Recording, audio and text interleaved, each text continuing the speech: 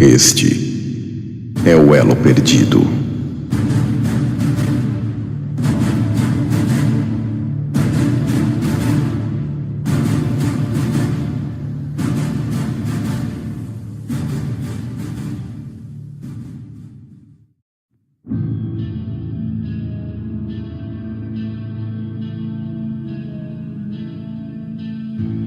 No princípio era o Verbo, e o Verbo estava com Deus, e o Verbo era Deus.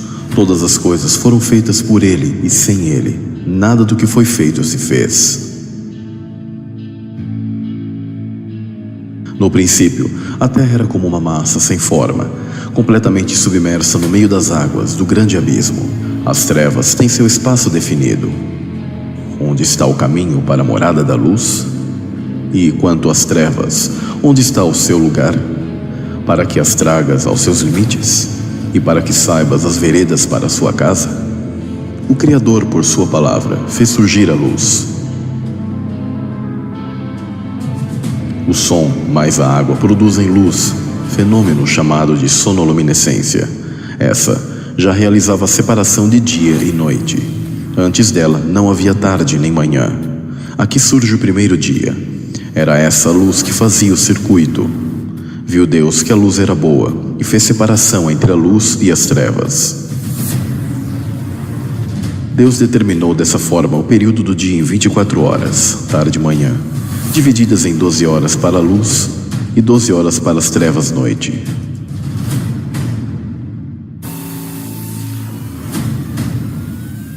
No segundo dia, o Criador fez surgir do meio das águas do abismo o domo, o firmamento. Acima da terra, tendo agora o reino físico, um formato que antes não havia, uma cúpula ou abóbada.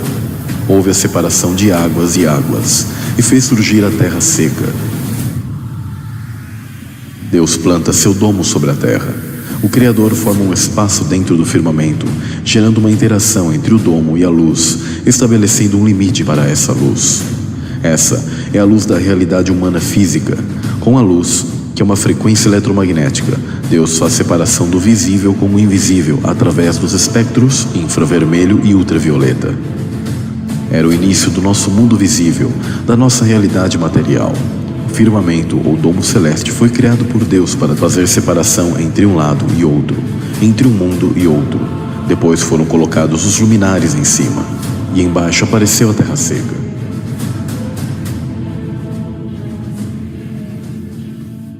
Assim foi surgindo o mundo dos homens, separado pelo domo e pelas águas de cima, do mundo de Deus. Louvai os céus dos céus e as águas que estão sobre os céus. As Escrituras fazem clara distinção entre a luz do primeiro dia com o sol criado no quarto dia. Teu é o dia e tu é a noite. Tu preparaste a luz e o sol. No falso modelo heliocêntrico, o sol é 1 milhão de vezes maior que a Terra e muito mais antigo que a mesma.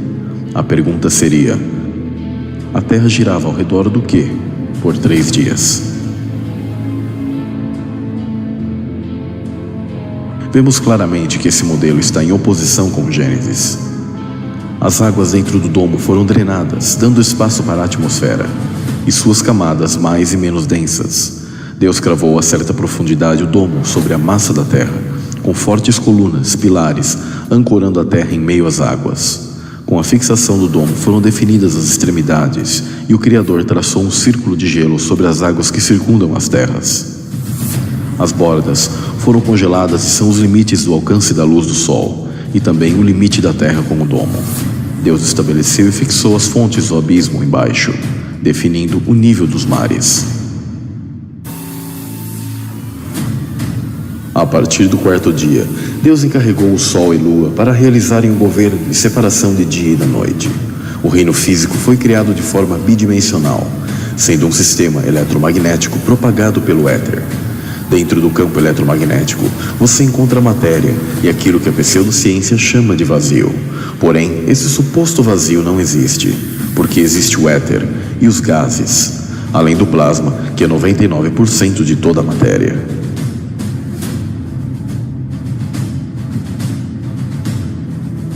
O éter é o fluido imaterial que permeia todo o espaço e é o meio da propagação de ondas eletromagnéticas. Nosso universo é elétrico.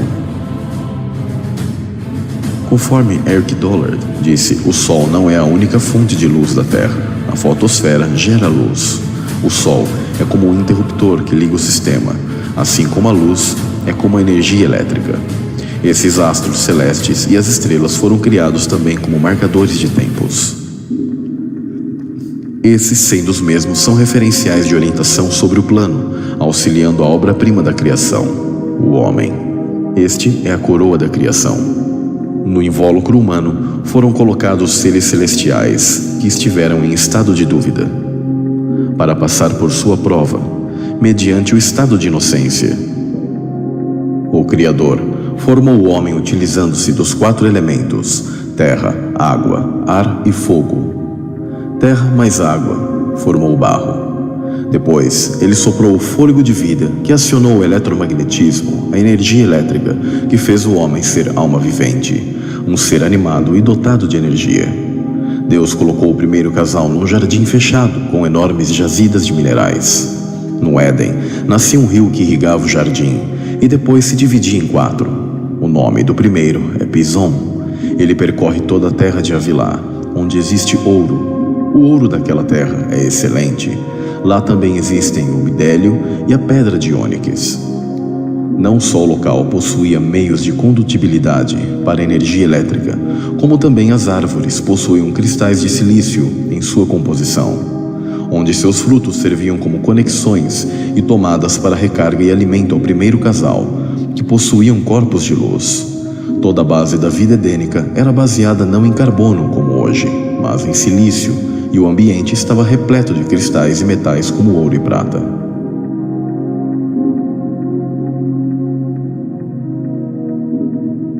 Adão foi o primeiro a se encarnar, e isso está relacionado à alta posição hierárquica dele, como um protetor, ou a palavra querubim. Ele esteve anteriormente neutro no conflito celestial onde caíram Satanás e seus anjos. Em hebraico, o nome Adão é composto pela letra Aleph, Dalet e Mem, que simbolizam o número 1, 4, 40. Ou seja, o nome de Adão é um código-fonte para toda a humanidade, remetendo ao 144 mil, que é o oposto em código-fonte ao 666, número do homem em pecado. No mundo edênico, a altura de Adão era muito diferente da altura média de um homem atual. Baseado na citação bíblica, e mediu o seu muro de 144 côvados, conforme a altura de um homem, que é a de um anjo. O côvado era a medida de comprimento que foi usada por diversas civilizações antigas. Era baseado no comprimento do antebraço, da ponta do dedo médio até o cotovelo. O côvado real dos antigos egípcios media 50 centímetros, já o dos romanos era de 45 centímetros. O apóstolo João tem uma visão inspirada por Deus de como serão os tempos finais e a volta de Cristo. E a altura da muralha da Jerusalém Celeste é descrita com 144 côvados, a mesma altura dos anjos, entendendo que um côvado for equivalente a 46,25 centímetros, para se manter em equilíbrio com o côvado egípcio e o romano, então teremos o seguinte: 66,6 metros. Sim, exatamente mais de 60 metros de altura, uma altura bem considerável. Mesmo que desconsideremos a medida de côvados que coloquei, a altura alcançada seria sempre como a de um prédio. Como os homens do passado têm sua altura original muito maior do que temos hoje, mantendo a altura de um anjo. Hoje, sabemos que Adão tinha mais de 60 metros seguindo a informação do Apocalipse, pois essa é a informação dada tanto para homens como para anjos.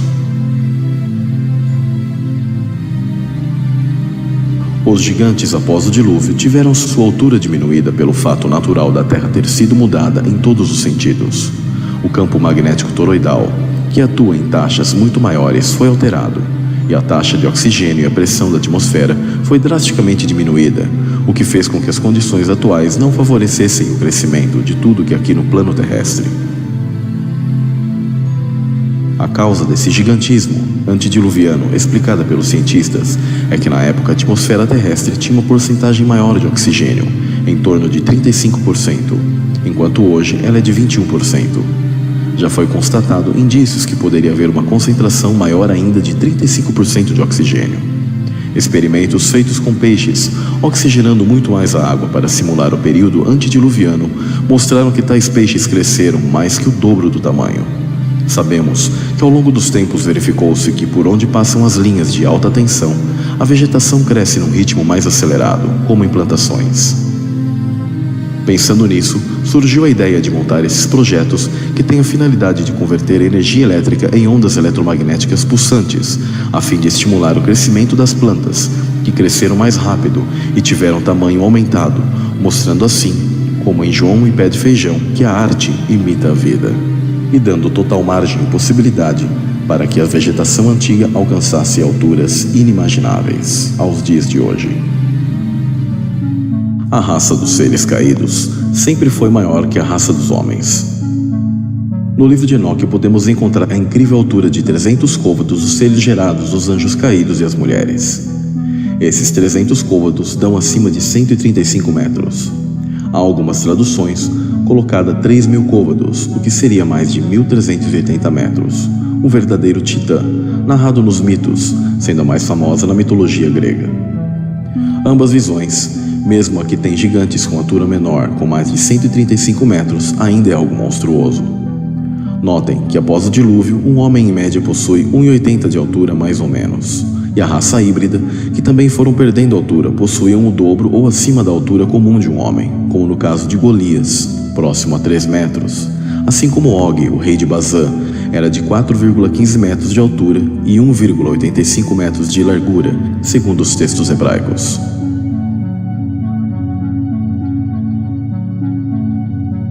O Éden era temporal e um estágio apenas. Essa é a matriz que vivemos, porque nada trouxemos para este mundo, e manifesto é que nada podemos levar dele. Adão e Eva possuíam acesso limitado a Deus, não tinham total e plena comunhão. Eles estavam no Éden sob provação.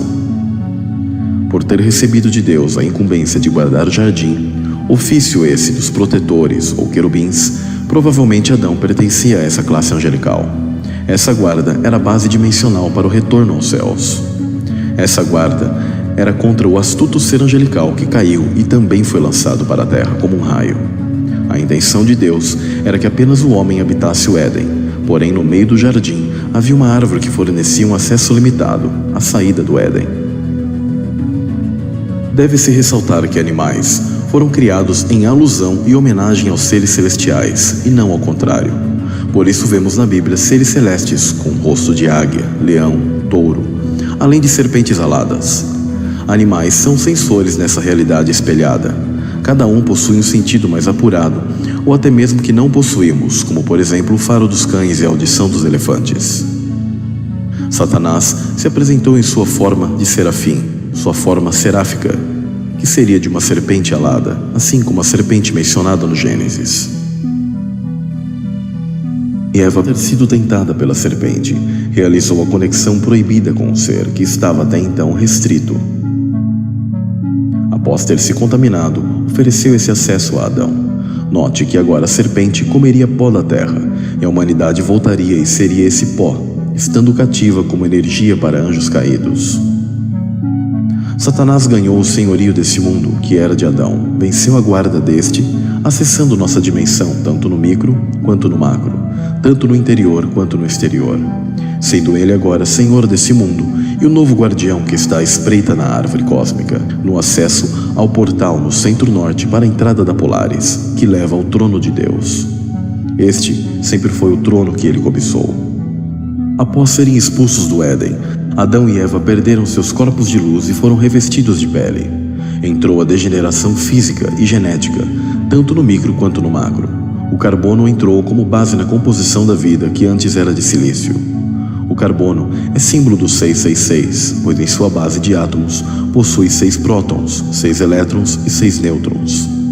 A série do Netflix, Carbono Alterado, mostra esse defeito genético, que será concentrado até nos dias finais como a marca da besta ou marca da serpente, já que em grego besta e serpente são sinônimos.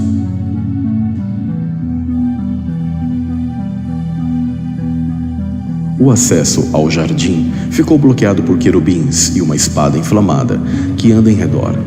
Aqui é uma clara alusão à aurora boreal que gira em espiral.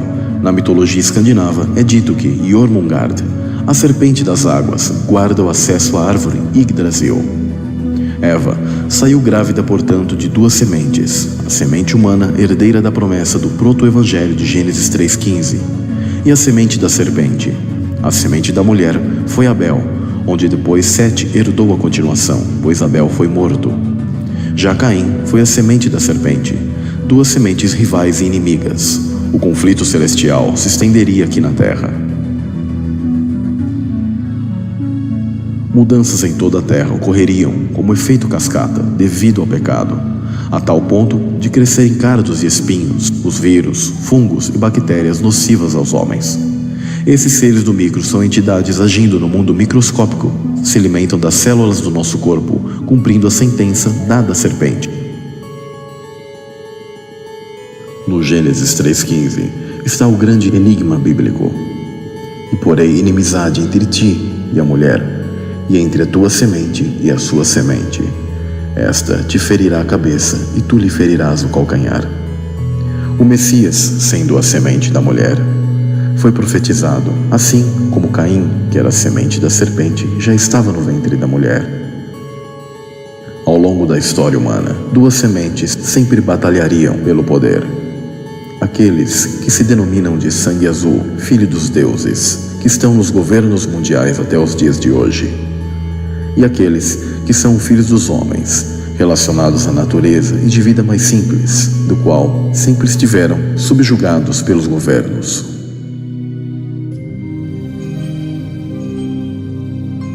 Mas como foi a guerra entre essas 2 linhagens? Como foi o surgimento e a construção do mundo antediluviano? E o que realmente aconteceu na chamada Era de Atlântida? Como o homem enfrentou o meio e os inimigos?